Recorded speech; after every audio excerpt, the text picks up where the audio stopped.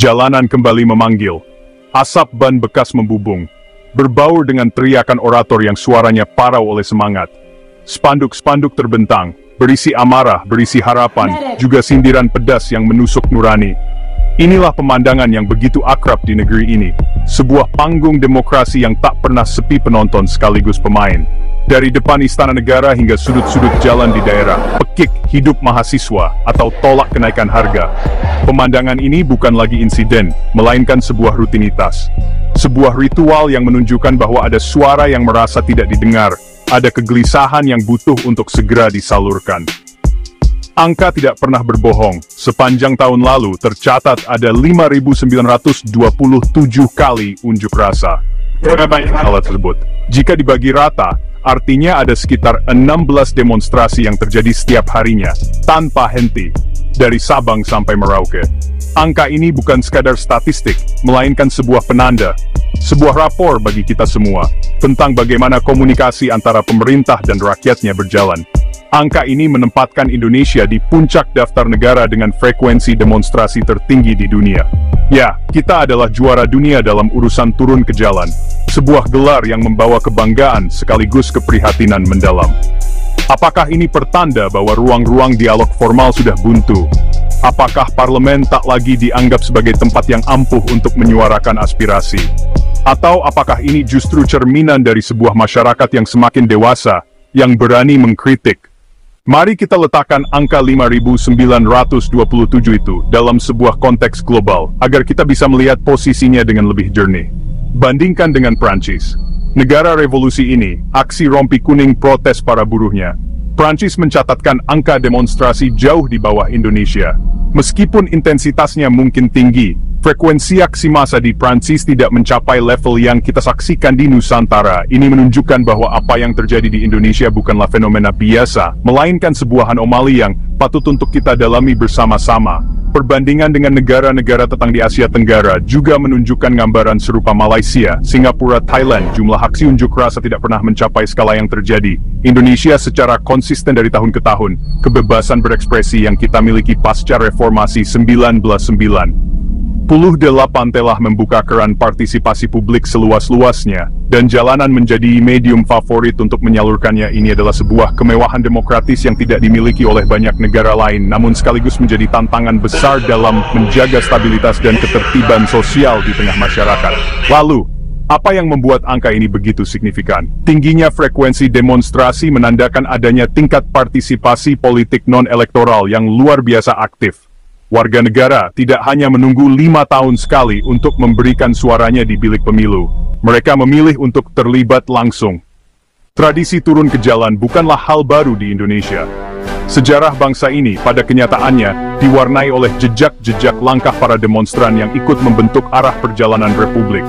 Jauh sebelum era digital dan media sosial, jalanan sudah menjadi saksi bisu dari berbagai pergolakan penting. Jika kita menengok ke belakang, kita akan menemukan bahwa DNA perlawanan ini sudah tertanam kuat sejak lama. Ini adalah warisan dari generasi ke generasi, sebuah api yang terus menyala setiap kali keadilan terasa terancam, atau suara rakyat coba untuk dibungkam oleh kekuasaan. Pada masa Orde Lama, di bawah kepemimpinan Presiden Soekarno yang karismatik, demonstrasi sudah menjadi bagian dari dinamika politik. Namun, puncaknya mungkin terjadi pada tahun 1966. Saat itu, gelombang demonstrasi mahasiswa yang dikenal dengan 3 tuntutan rakyat Tritura mengguncang panggung politik nasional. Aksi yang dimotori oleh Kesatuan Aksi Mahasiswa Indonesia KAMI ini menuntut pembubaran PKI, perombakan kabinet, penurunan harga. Aksi-aksi inilah yang pada akhirnya menjadi salah satu faktor pendorong berakhirnya era demokrasi terpimpin dan membuka jalan bagi lahirnya Orde Baru. Memasuki era Orde Baru di bawah kepemimpinan Presiden Soeharto, ruang untuk berunjuk rasa menyempit secara drastis.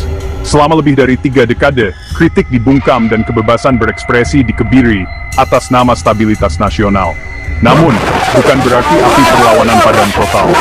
Ia hanya berubah menjadi bara di bawah sekam, menunggu waktu yang tepat untuk kembali berkobar. Berbagai aksi protes sporadis, meski dalam skala kecil, dan seringkali berakhir dengan represi, terus terjadi. Gerakan-gerakan mahasiswa di kampus dan aktivis pro-demokrasi terus menjaga nyala kesadaran kritis di tengah cengkeraman rezim yang otoriter. Semangat perlawanan yang terpendam itu akhirnya meledak pada tahun 1998. Dipicu oleh krisis moneter yang melumpuhkan ekonomi, gelombang demonstrasi mahasiswa dalam skala masif kembali terjadi di seluruh Indonesia. Kali ini, tuntutannya lebih fundamental, reformasi. Puncaknya adalah pendudukan gedung DPR MPR oleh ribuan mahasiswa, sebuah momen ikonik yang menjadi simbol perlawanan rakyat terhadap rezim yang telah berkuasa selama 32 tahun. Peristiwa Mei 1998 ini tidak hanya berhasil menumbangkan Orde Baru, tetapi juga membuka gerbang demokrasi dan kebebasan yang kita nikmati hingga hari ini.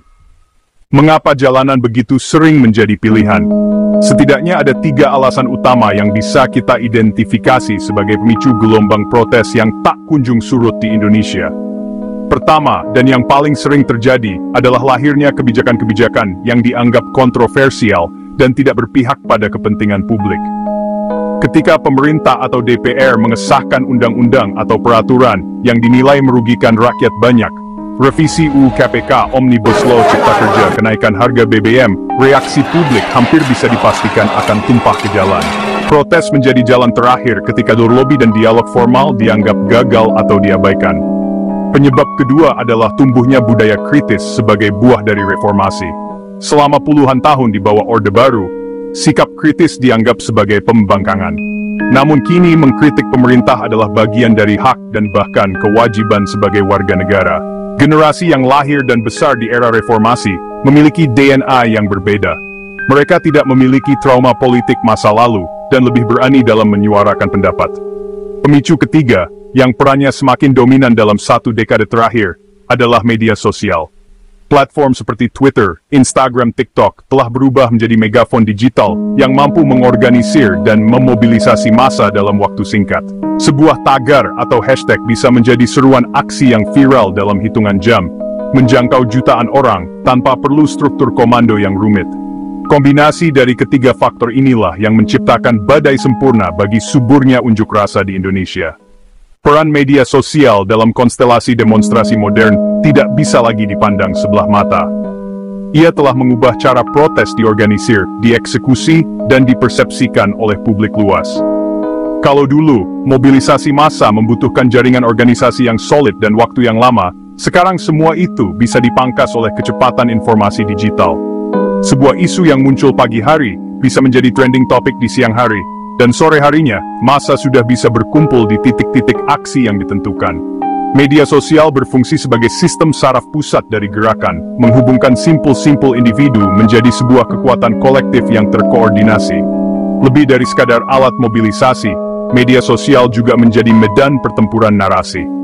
Sebelum aksi, selama aksi, dan sesudah aksi, perang tagar dan konten terjadi dengan sengit. Setiap pihak, baik dari kelompok pro-aksi maupun kontra, berusaha untuk memenangkan opini publik dengan argumen, data, foto, dan video versi mereka masing-masing. Namun, di sisi lain, media sosial juga membawa risiko tersendiri. Kecepatan penyebaran informasi seringkali tidak diimbangi dengan akurasi. Hoax, provokasi, dan misinformasi dapat dengan mudah menyulut emosi dan memperkeruh suasana, bahkan berpotensi memicu kekerasan. Tingginya frekuensi unjuk rasa, seperti koin, memiliki 2 sisi yang tidak terpisahkan. Dampak positif dan negatif. Demonstrasi adalah instrumen kontrol sosial yang efektif. Ia berfungsi sebagai alarm pengingat bagi penguasa. Banyak kebijakan kontroversial akhirnya direvisi atau bahkan dibatalkan karena tekanan massa yang kuat. Demonstrasi juga menjadi sekolah politik. Orasi, diskusi, materi-materi kampanye. Publik jadi lebih teredukasi dan isu elit jadi konsumsi publik. Namun, ada dampak negatif yang serius. Demonstrasi masif sering menyebabkan kelumpuhan ekonomi.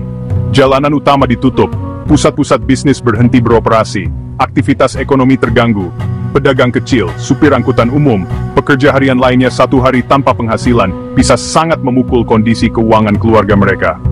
Risiko sosial mengintai.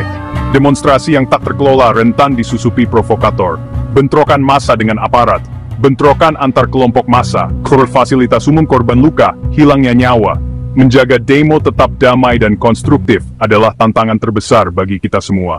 Ada satu hal yang membuat demonstrasi di Indonesia begitu khas dan berbeda, kreativitasnya yang seolah tanpa batas. Di tengah tuntutan yang serius dan suasana yang tegang, selalu ada ruang untuk humor, seni, dan ekspresi-ekspresi unik. Spanduk dan poster tidak hanya berisi kalimat-kalimat tuntutan yang formal dan kaku. Tulisan jenaka, plesetan cerdas, kutipan dari lirik lagu pop, dialog film, curahan hati personal yang dikaitkan dengan isu. Ini adalah cara cerdas untuk menyampaikan kritik pedas dengan kemasan yang lebih mudah diterima dan diingat. Gaya orasi para demonstran juga menjadi sebuah pertunjukan tersendiri. Pilihan kata yang puitis, intonasi yang berapi-api, gestur tubuh yang teatrikal. Mereka adalah jantung dari sebuah aksi, menjaga agar energi massa tetap menyala dari awal hingga akhir. Pantun, puisi, nyanyian-nyanyian dengan lirik sindiran. Selain spanduk dan orasi, aksi teatrikal sering muncul, membawa keranda mayat sebagai simbol matinya keadilan, berdandan seperti tokoh-tokoh hantu lokal, pertunjukan musik di jalan, instalasi seni di lokasi demonstrasi. Kreativitas ini bukan sekadar mencari sensasi. Ia adalah strategi untuk menarik perhatian media dan publik. Humor menjadi senjata yang ampuh dalam demo gaya Indonesia. Menertawakan keadaan atau menyindir penguasa menunjukkan bahwa mereka tidak takut. Humor mencairkan ketegangan dan membangun kebersamaan, yang seringkali lebih menusuk daripada makian. Menertawakan masalah sambil terus berjuang mencerminkan resiliensi dan optimisme. Inilah wajah unik demokrasi kita, perpaduan kemarahan dan tawa, antara tuntutan serius dan kreativitas yang riang.